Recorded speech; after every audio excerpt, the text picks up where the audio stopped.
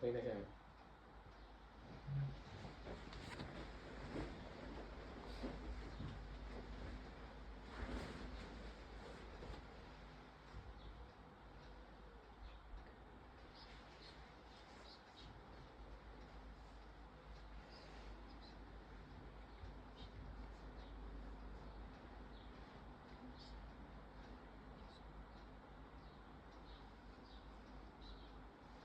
I am the God that healeth thee. I am the Lord, your healer. I sent my word and healed your disease. I am the Lord, your healer. I am the God that healeth thee. I am the Lord, your healer. I sent my word and healed your disease. I am the Lord, your healer.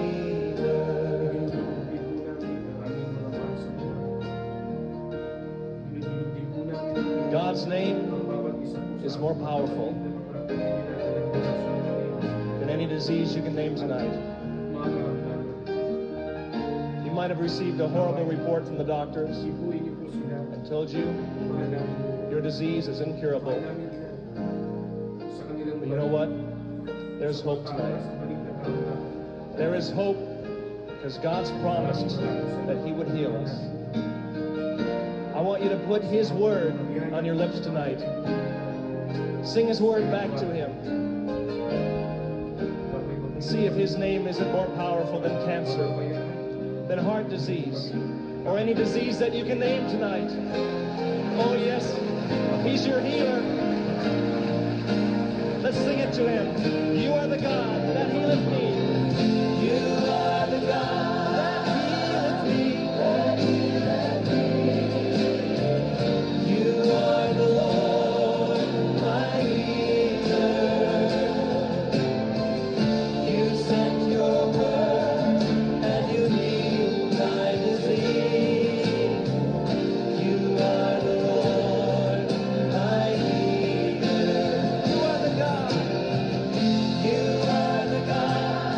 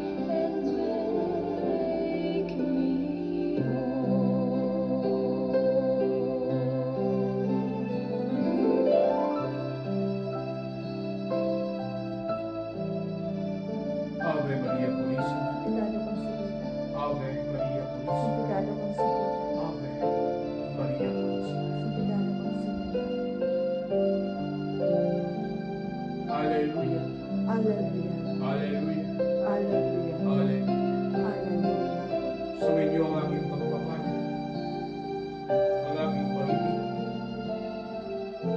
kababae na nagbubuhat sa kataas-taasan ng Diyos Ama, Anak, Espiritu Santo, mapayapa at mapagpalang ako sa inyo, mga minamahal kong mga anak.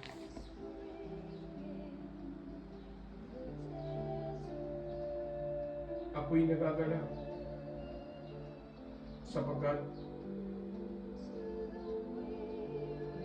sa inihabilin ko sa inyo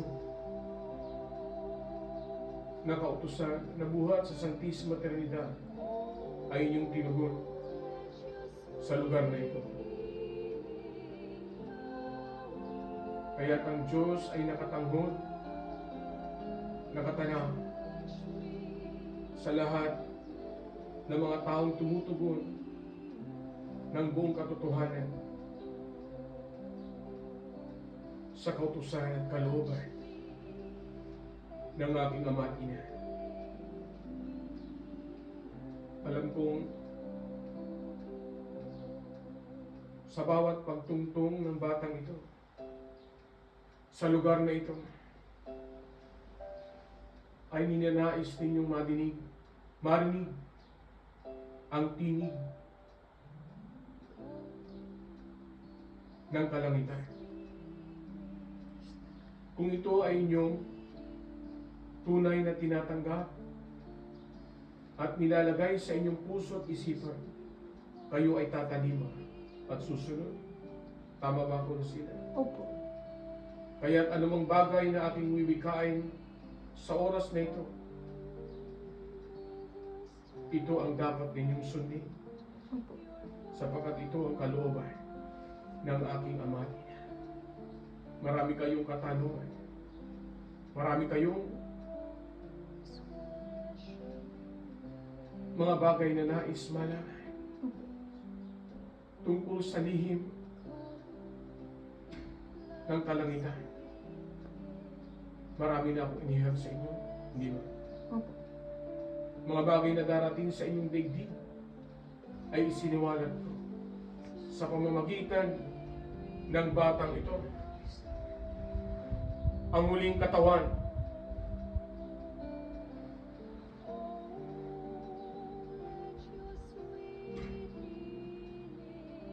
ng Espiritu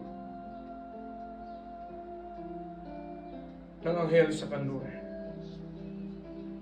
Tanggapin nyo man o hindi, ito ay katotohanan. Bago pa man basbasan, tatakan ang batang ito, siya'y aking nilukuban na at ginamit. Maging nung kanyang kabataan, ay naroon na ako sa kanyang tabi. Kaya't nung tinanggap niya ang tatak ng kabanalan ng Santisima Trinidad ng inyong mahal na Ingo, ay lubusan akong nagalak sapagkat sa mga panahon na yon ay hinuhubog siya ng mga banal na espiritu na ibinigay at pinagkaloob sa kanya ng Santisima Trinidad. Hindi lumilisan ang mga banal na pinagkaloob sa kanya. Ang Kerubin, ang Santo Faustino ay naririyan. Subalit ako ang unang nagbigay sa kanya ng paramdam at siya'y binabalikan ko ngayon sapagkat higit na mahalaga at matibay ang mga salitang wiwikain ko sa inyo kapag sa akin ito nagmula.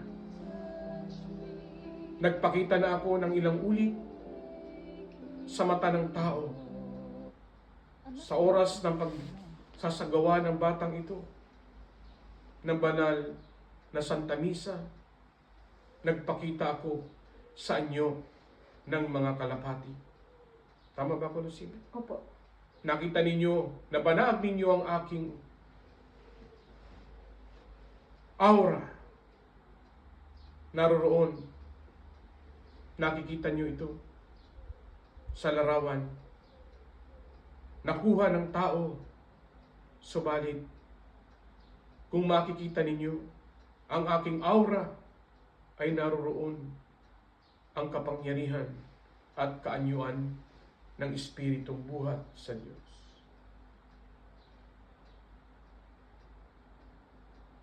Mga binasbasan ng Santisima Trinidad sa 4 na sulok ng daigdig.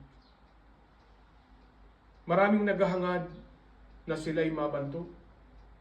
Luklukan ng Santisima Trinidad, luklukan ng mahal na ina, luklukan ng inyong Panginoong Jesucristo. Lahat ng yan ay hindi ko tatanggapin sa aking sarili, sa katawan ng batang ito. Subalit, ang batang ito ay kinakasangkapan ko. Hindi ko siya luklukan. Subalit kinakasangkapan ko siya. Sapagkat ang inyong mundo ngayon ay nakaambak. Bakit hindi ninyo umulat ang inyong mga mata? Sa mga nagdaang panahon na winiwika ko na darating at dadanasin ng buong sangkatauhan ng hagupit ng inyong daigdig. Nagaganap na, hindi ba? Opo. Nabibiyak ang lupa. Bakit hindi ninyo buksan ang inyong mga mata? At ang inyong puso? Lahat ng ito ay babala sa inyong tao na walang magagawa ang inyong kayamanan, ang inyong katalinuhan, at ang kakayahan ninyo bilang tao sa mga darating na hagupit sa inyo ng kalikasan. Kaya ang ninanais ng Diyos ang tunay na pagbabago ng inyong puso. Sapagkat kung walang pagbabago, malawak ang daan patungo sa kapahamakan. Walang magbabawal sa inyo na gumawa ng kasalanan. Kaya ito ang dapat ninyong tandaan.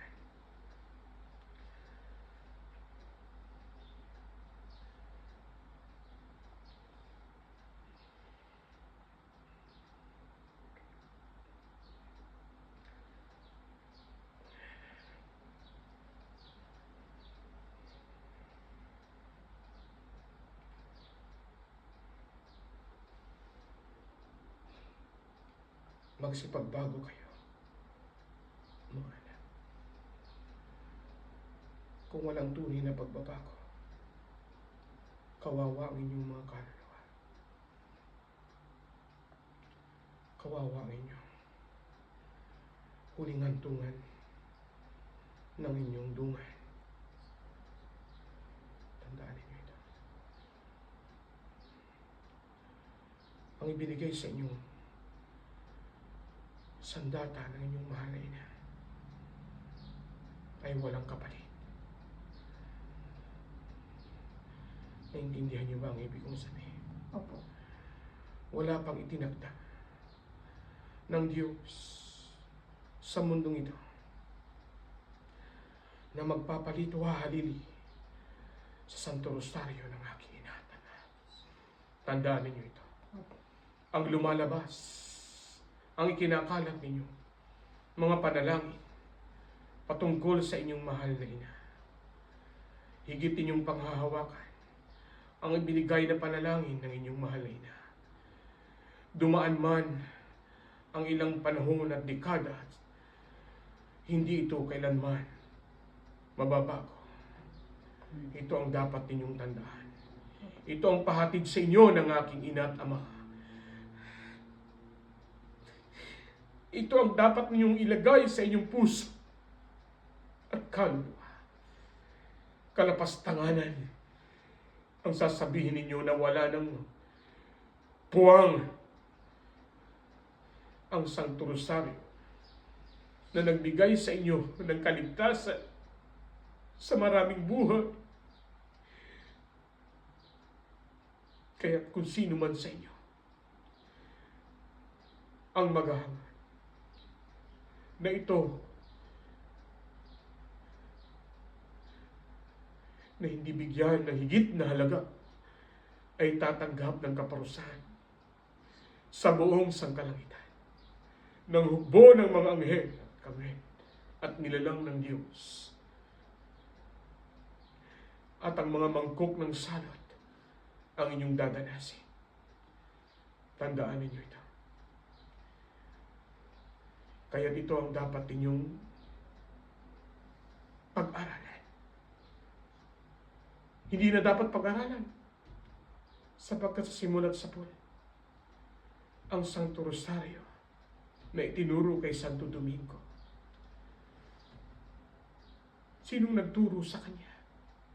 Sinong nagpakita sa kanya? Ang mahal na ina. Wala pang rosaryo noon si Santo Domingo. Anong inutos sa kanya ng mahal na ina? Hindi ba't pumulot siya? Inutusan siyang pumulot ng bato. At inihugis niya ng isang anyo ng rosaryo. At yun ang ginawa ni Santo Domingo. Kahit mga anak, alam kong yan ang katanungan ninyo, Rosina. Opo. Ngayon sinagot ko Opo. ng buong katotohanan. Salamat po. Ngayon ko.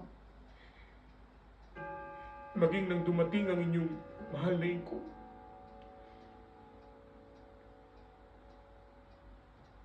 hindi niya binago ang panalangin itinuro sa inyo ng inyong mahal na ina. Kaya't ako narito sa katawan ng batang ito upang ihayag ko sa inyo ang buong katotohanan. Naintindihan niyo ba ang ibig ko sabihin? Opo. Ngayon kung kayo ay may mata, meron kayong puso, sa palad nito makikita ninyo ang bakas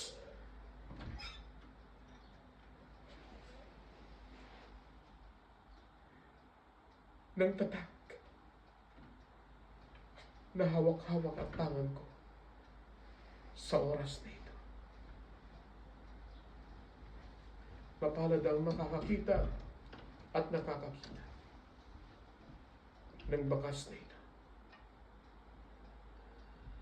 Titigan niyo. Mapalad ang makakatunghay.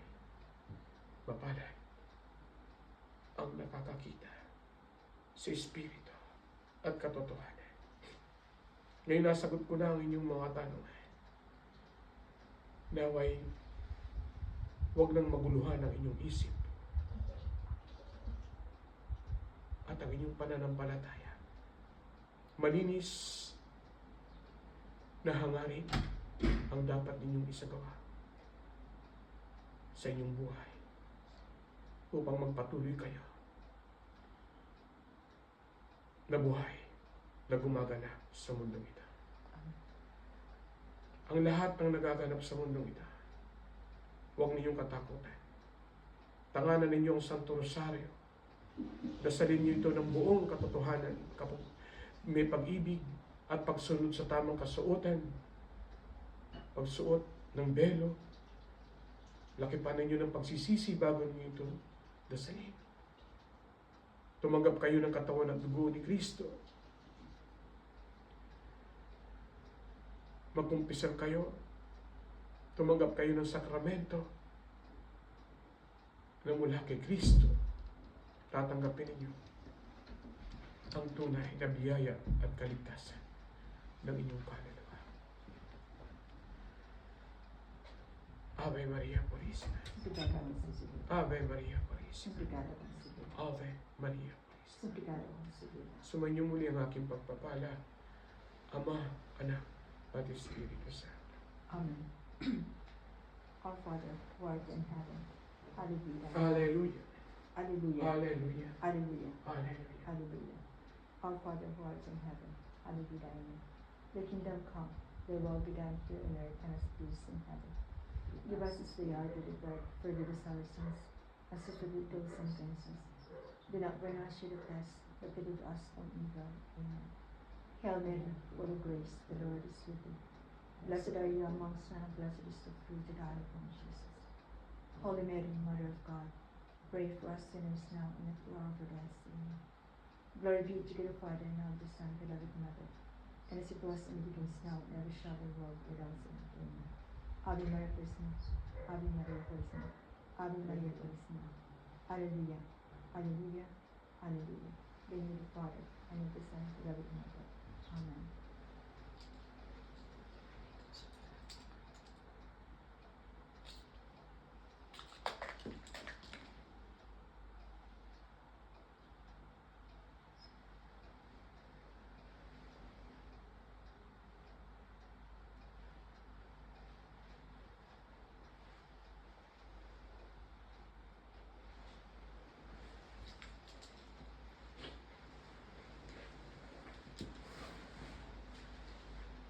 Grabe sinagot niya. Yung kasi nililay ko yung kagabi. Sinagot ng mahaling ko po. Hindi ko pa na ano.